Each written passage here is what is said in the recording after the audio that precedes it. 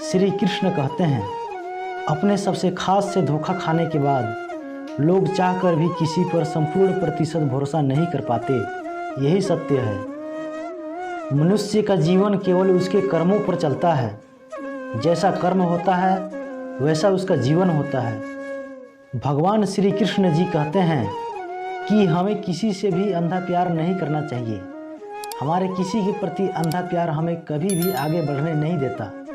अधिक प्रेम भी व्यक्ति को बुद्धिहीन कर देता है। अनुमान मन की कल्पना है और अनुभव जिंदगी का सबक है। सच्ची खुशी तभी होती है जब आपकी सोच, कथन और कर्म में समानता हो। जीवन में कभी निराश नहीं होना चाहिए, क्योंकि कमज़ोर आपका वक्त होता है, आप नहीं। जैसे तेल समाप्त हो जाने पर दीपक बुझ जाता है, उसी प्रकार कर्म के क्षीण हो जाने पर भाग्य भी नष्ट हो जाता है। मौन सबसे अच्छा उत्तर है किसी ऐसे व्यक्ति के लिए जो आपके शब्दों को महत्व नहीं देता है।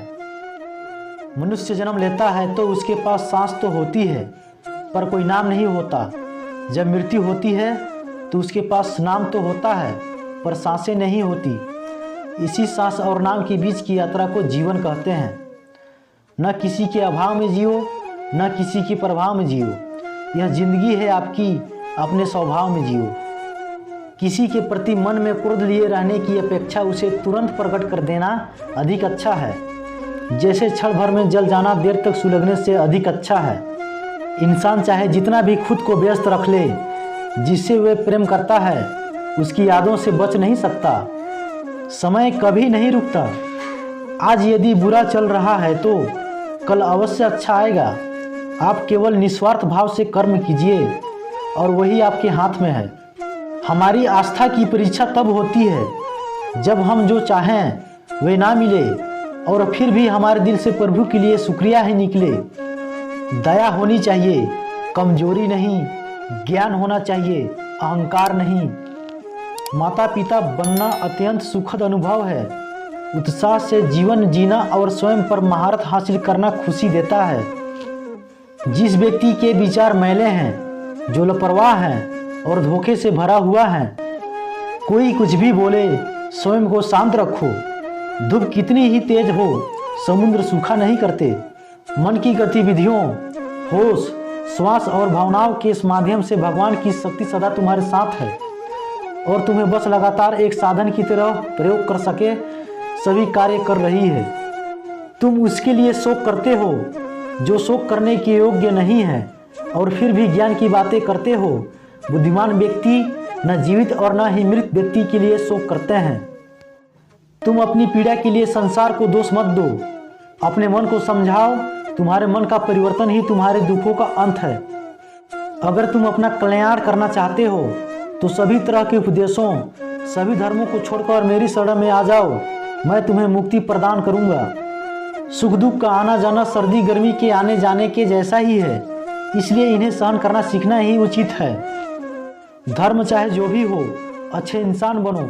हिसाब हमारे कर्म का होगा, धर्म का नहीं।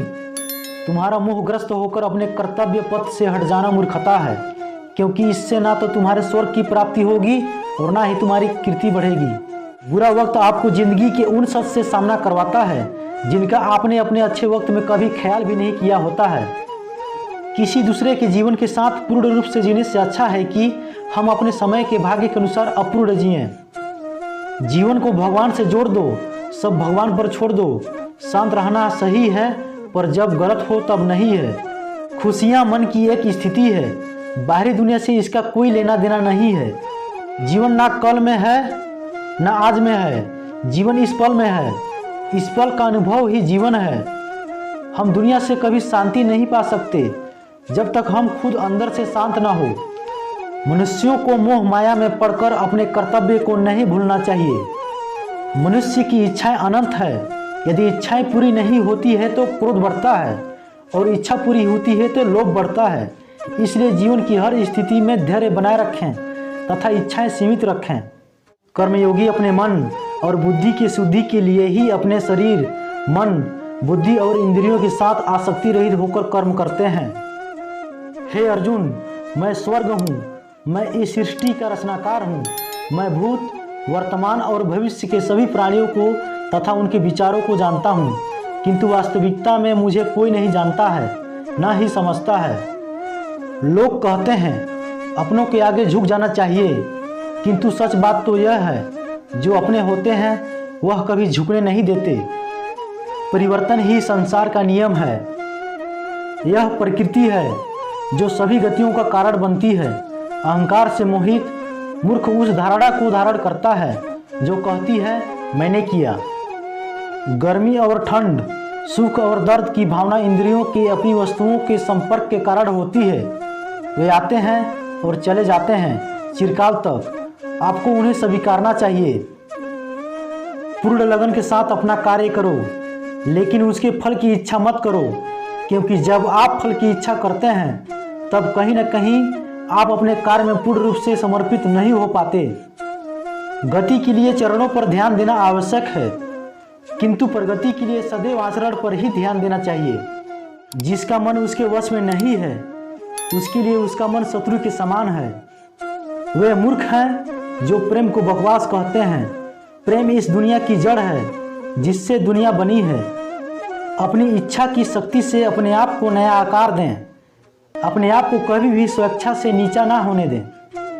बुद्धिमान अपनी चेतना को एकत्रित करते हैं और कर्म के फल के प्रति आसक्ति को त्याग देते हैं। मनुष्य अपने विश्वास से निर्मित होता है। जैसा वे विश्वास करता है वैसा वे बन जाता है। मन चंचल होता है, यह इधर उधर भागता है और किसी भी कार्य की एकाग्रता का दुश्मन है। लेकिन यदि व्यक्ति के वश में हो जाए तो इससे अच्छा कोई मित्र नहीं है। मन को एकाग्र करना जरूरी है, बस थोड़े से प्रयास और अभ्यास की जरूरत है। श्री कृष्ण उन्हीं के हैं जो श्री कृष्ण के हैं। भगवान तो बस प्रेम भक्ति के भूखे हैं। जो भी उनकी भक्ति में लीन होता है, जो भी प्रेम से उन्हें याद करता है, वे सदैव उसका कल्याण करते हैं। जब भी आप कोई बुरा कार्य करते हो या अच्छा कार्य करते हो, आपको लगता है कि कोई देख नहीं रहा, तो यहाँ श्री कृष्ण कहते हैं कि तुम जो कुछ भी कर रहे हो, मेरी दृष्टि सदैव तुम पर है। इसलिए आप यह मत समझो कि आप अकेले हैं, आपके साथ श्री कृष्ण सदैव हैं। जीवन में आधे दुख इस वजह से आते हैं क्योंकि हमने उनसे आशाएं रखी जिनसे हमें नहीं रखनी चाहिए थी। जीवन में समय चाहे जैसा भी हो, परिवार के साथ रहो। सुख हो तो बढ़ जाता है और दुख हो तो बढ़ जाता है। इस संसार में मूर्ख व्यक्ति, अधर्मी, अज्ञानी व नास्तिक प्रवृत्ति का व्यक्ति मेरी शरण स्वीकार नहीं कर सकता है। अपने जीवन में कभी किसी को आनंद में वचन ना दें, ना क्रोध में उतर दें और ना ही दुख में कभी निर्णय लें। किसी और का काम पूर्णता से करने से कहीं अच्छा है कि अपना काम करें, भले ही उसे अपूर्णता से करें। इसी तरह की वीडियो देखने के लिए हमारे चैनल को सब्सक्राइब करें।